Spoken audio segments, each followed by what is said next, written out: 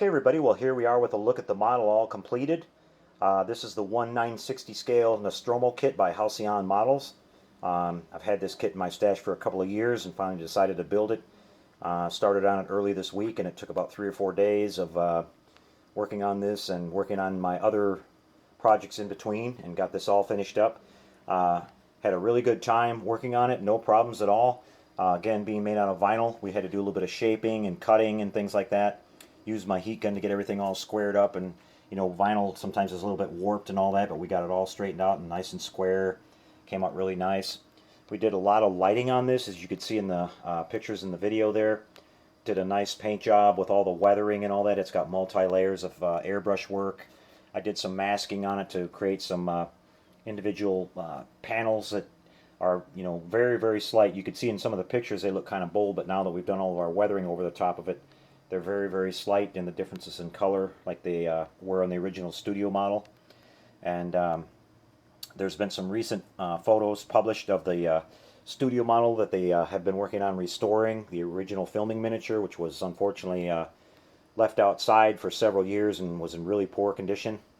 So they finished restoring that, and I was able to use photos and video to reference my paint work and all that, and I'm really happy with how it turned out. As you can see, it was a really well-worn, heavily used ship. It was just basically an ore transport vehicle, a towing vehicle, as they called it, commercial towing vehicle. So it was an older ship, and it was just fully functional and all that, but it was just it showed a lot of wear and tear, and so that's what we did with our paint work.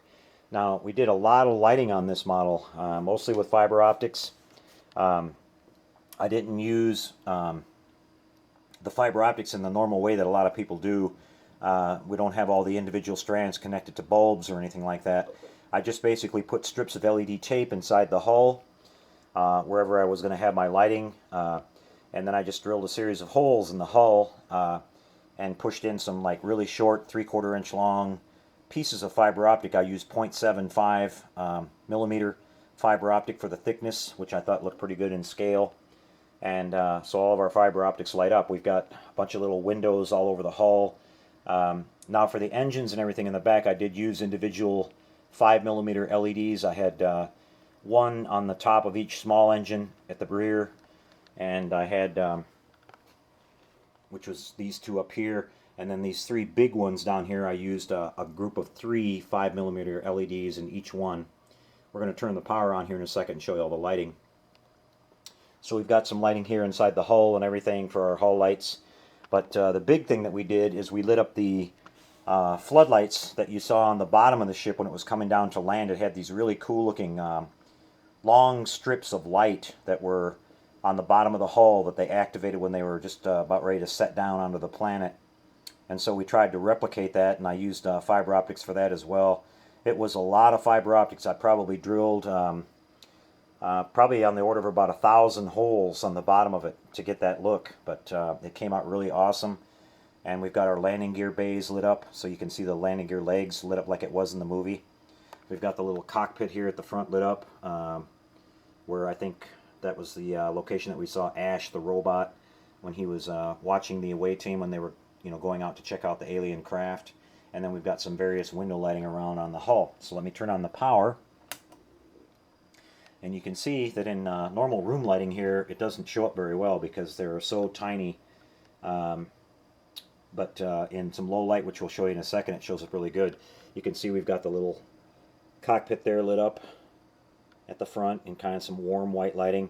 And then you can see our landing gear lit up here on the bottom. And then we've got our main engines in the back that are lit up.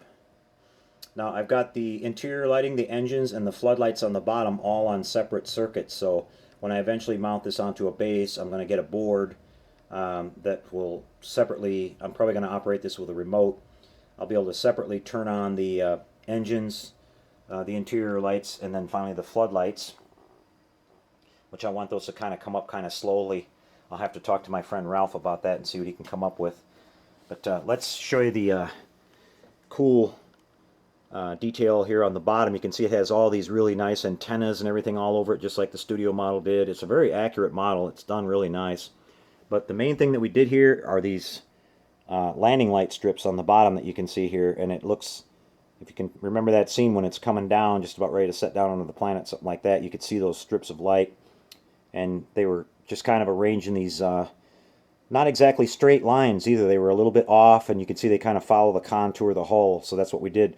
But those are all individual pieces of fiber optic with a piece of LED strip above them that's lighting them from the inside, and it turned out really cool.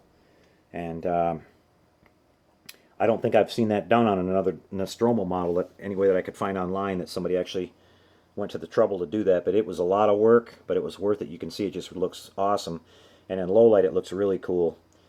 So, but we're gonna mount this on a base. I'm just gonna do a base that's slightly larger than the ship for it to sit on. My wires are extending down through all the landing gear legs, so those will be hidden. They'll go straight into the base. I'm going to make a little bit of an alien landscape for it to sit on, and I'll get to that a little bit later, and I'll show you how that turns out when we get to it. But let me go over and shut the lights down a little bit lower so you guys can see this in low light, and we'll finish up the video with that. Be right back. Okay, everybody, well, here we are with a look at the model in some low light now, and you can see our hull lights showing up.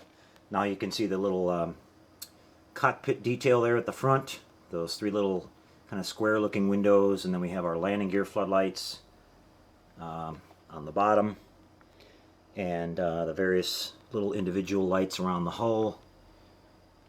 Take you around the back and show you the engines.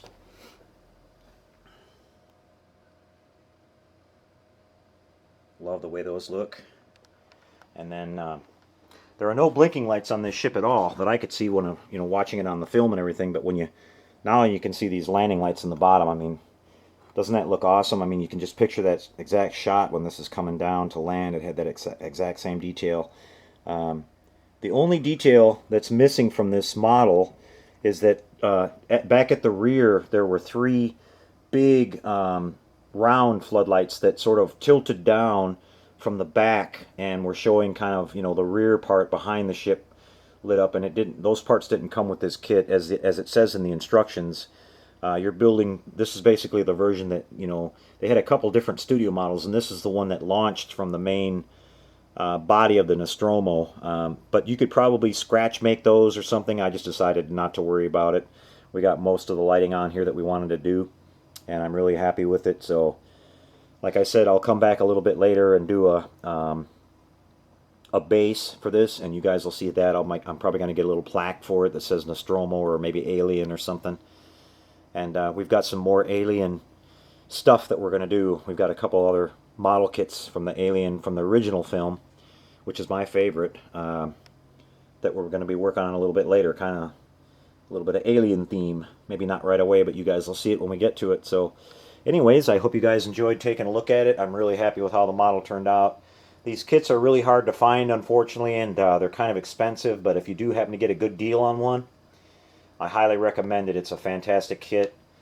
It's a nice representation of the Nostromo, and it was just a classic sci-fi ship, and it's a really, you really couldn't see it too well in the film. It was so dark all the time, but when you see the model in person, it's really cool to see all the detail that's on it, and they really did a good job capturing most of that. So anyway, we hope you enjoyed this video, guys, and we'll be back with some more on the channel, but I'll come back at some point here in a couple more weeks and show you the model sitting on its permanent base. It'll be pretty cool. Alright, so you guys take care out there. We'll talk to you later, and until then, happy modeling, everyone.